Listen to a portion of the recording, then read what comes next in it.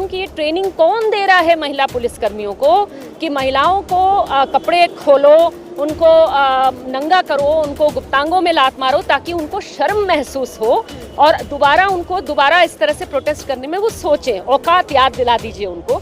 ये कौन उनको सिखा रहा है? क्योंकि पहली बार नहीं कर रही, रिपीट घटना है।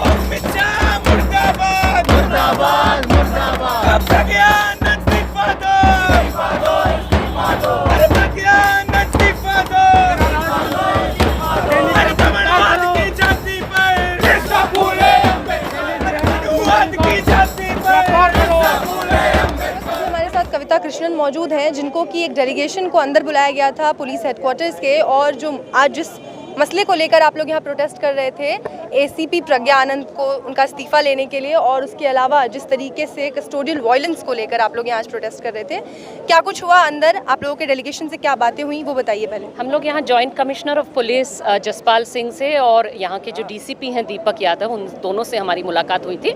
मैं थी All India Progressive Women's Association की तरफ से, और नेशनल जो जनरल सेक्रेटरी हैं NFIW की यानी राजा, और एडवा की जो जनरल सेक्रेटरी हैं मरियम जी दावले, वो तीनों लोग थे। तो और हमारे साथ श्रेया भी थी जिसके साथ ये घटना हुई, और आयशा की नेहा बोरा थी।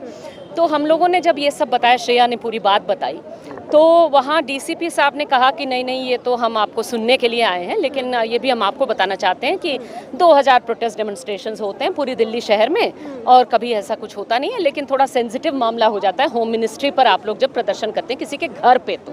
तो हमने कहा कि भाई सेंसिटिव मसला होता है तभी किसी के घर पे जाया जाता है।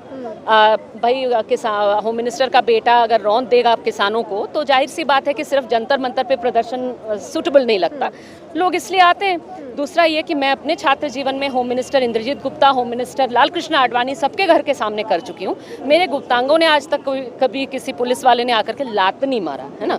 तो ये कोई नई बात है, कोई नया, पिछले साल से हम सुनते आ रहे हैं, जामिया के बच्चों को भी सुना और अब हम यहाँ के स्टूडेंट्स को भी सुन रहे हैं। तो इस पे आप एक इंक्वायरी करिए कि कौन इनको ऐसी ट्रेनिंग दे रहा है ना, क्योंकि इसकी बात मैं नहीं मानती बिना ट्रेनिंग के ऐसी कोई महिलाएं ऐसा करती हैं। मैं तो इसको वेल ट्रेंड फोर्स ही मानती हूँ दिल्ली पुलिस को। तो उन्होंने खैर ये बात तो मानी नहीं ट्रेनिंग वाली, लेकिन उन्होंने कहा कि हम इसमें इंक्वायरी विजिलेंस डिपार्टमेंट को देंगे, विजिलेंस डिपार्टमेंट इसमें इंक्वायरी करेगी। हम लोगों ने कहा कि हाँ, लेकिन इंक्वायरी को अगर सचमुच इंडिपेंडेंट होना है तो सबसे पहले आपके एसीपी को पद से हटाना चाहिए, तब जा करके आप उनके खिलाफ कोई इंक्वायरी कर सकते हैं। यही हुआ। तो एक जिस तरीके के सिनेरियो के खिलाफ आप होम मिनिस्टर के घर के बाहर प्रोटेस्ट कर रहे थे, वही सिनेरियो आज यहाँ बन गया है कि पद पे रहते हुए उनके खिलाफ इंक्वायरी होगी।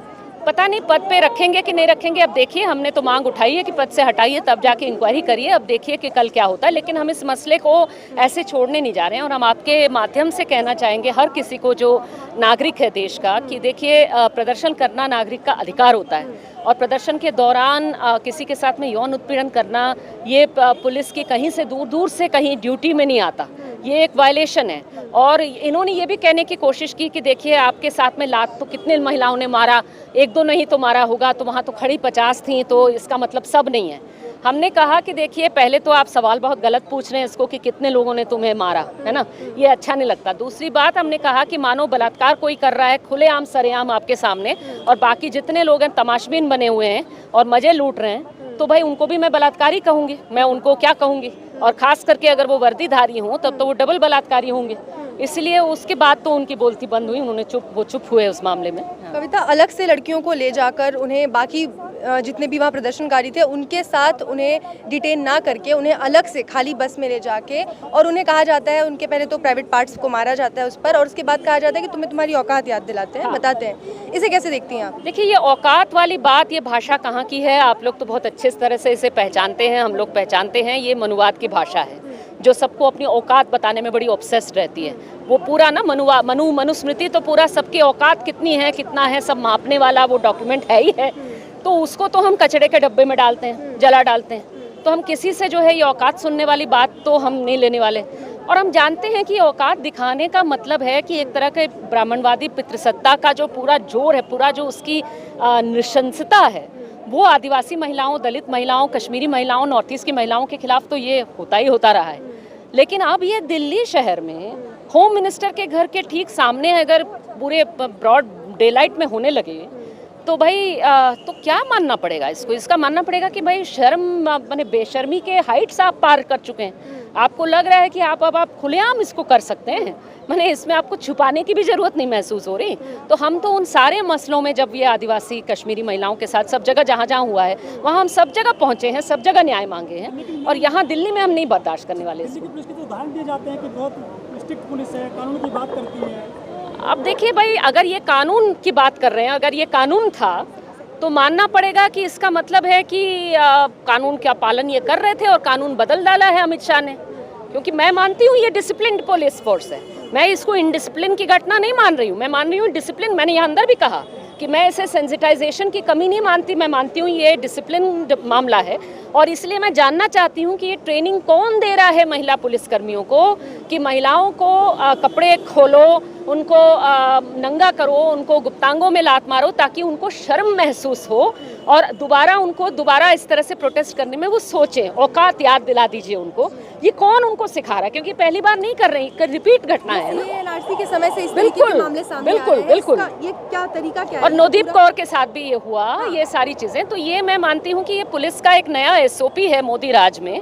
और दिल्ली पुलिस देख लीजिए, देखिए ये कोई इंडिपेंडेंट फोर्स है नहीं, ये अमित शाह की पुलिस है, सीधा अमित शाह। और अमित शाह के घर के सामने हो रहा है भाई, होम मिनिस्टर की बोलती खुल रही है इस पे। मैं तो नहीं चाहती, मैं तो उनके साथ में मैंने मुंह लड़ाना ही नहीं चाहती, लेकिन मैं जानना चाहती हूँ कि वो उनका मुंह क्यों नहीं खुल रहा है इस पे।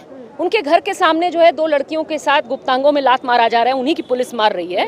How come he is silent? BJP में सबसे ज्यादा महिला सांसद है, कोई बयान नहीं है। कहाँ से आएगा भाई? यति नरसिंहानंद बीजेपी की महिलाओं के बारे में कुछ बोलते हैं तो उन पर 3 FIR हो जाते हैं, लेकिन आए दिन रोज वो किसी मुस्लिम बच्चे को, लड़के को, इतने जरा से बच्चे को पकड़ करके आतंकवादी और क्या क्या बोलते हैं, उसमें उन पर कोई FIR नहीं लगती। क्या बात है? आप समझ लीजिए ये लोग क्या है। सुरक्षा को लेकर सबसे ज्यादा दावे बीजेपी सरकार ने किए हैं। सबसे ज्यादा असुरक्षित करने वाले जो हैं वो खुद भारतीय जनता पार्टी वाले हैं। आज़ाद महिलाओं को जो प्रदर्शन करते हैं, जो प्यार करते हैं, जो अपनी मर्जी से लोगों के साथ में घूमते हैं, जो अपनी मर्जी से जीवन जीना चाहते हैं, उनसे नफरत करती है बीजेपी, उनसे नफरत करती है RSS। इसकी वजह से ये घटनाएं हो रही हैं।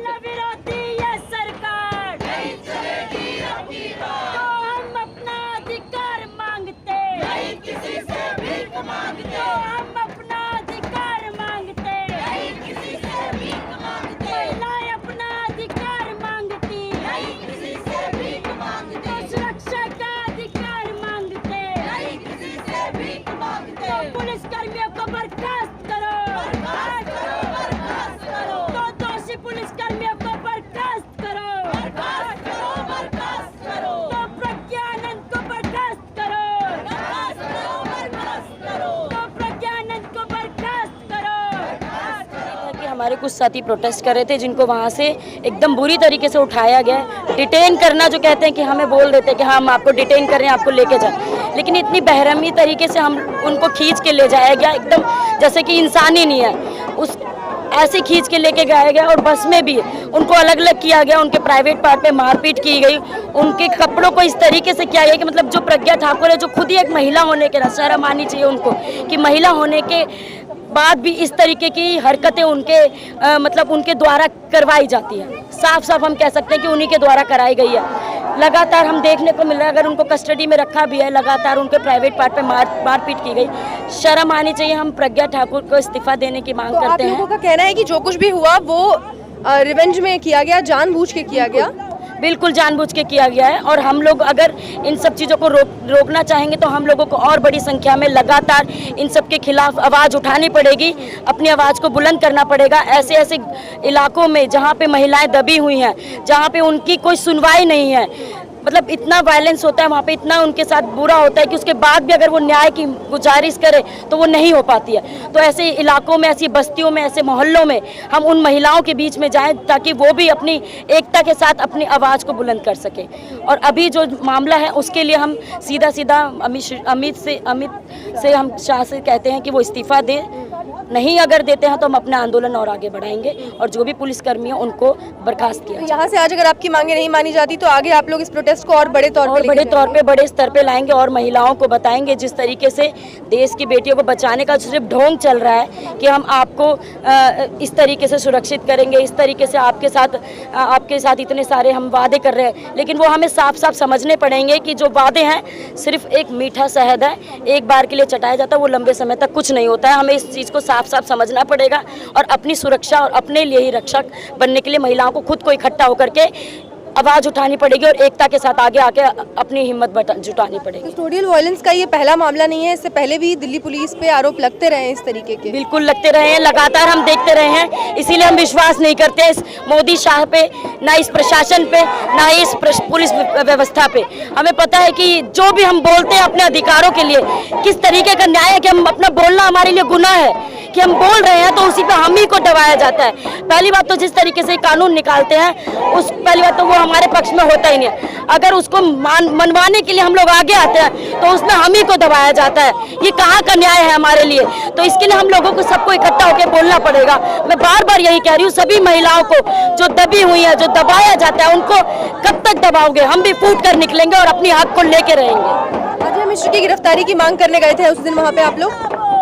अजय मिश्र की गिरफ्तारी की मांग को लेकर आप लोगों ने अमित शाह, गृह मंत्री अमित शाह गए हुए थे, जो हमारे और साथी थे उनके साथ ऐसा व्यवहार किया गया। तो ये दुर्व्यवहार के खिलाफ हम लोग लगातार यहाँ पे डटे रहेंगे जब तक उनका गिरफ्तारी ना हो जाए, तब तक उनको बर्खास्त न किया जाए, तब तक कि अमित शाह इस्तीफा न दे दे, तब तक हम लड़ेंगे और अपनी लड़ाई को जारी रखेंगे।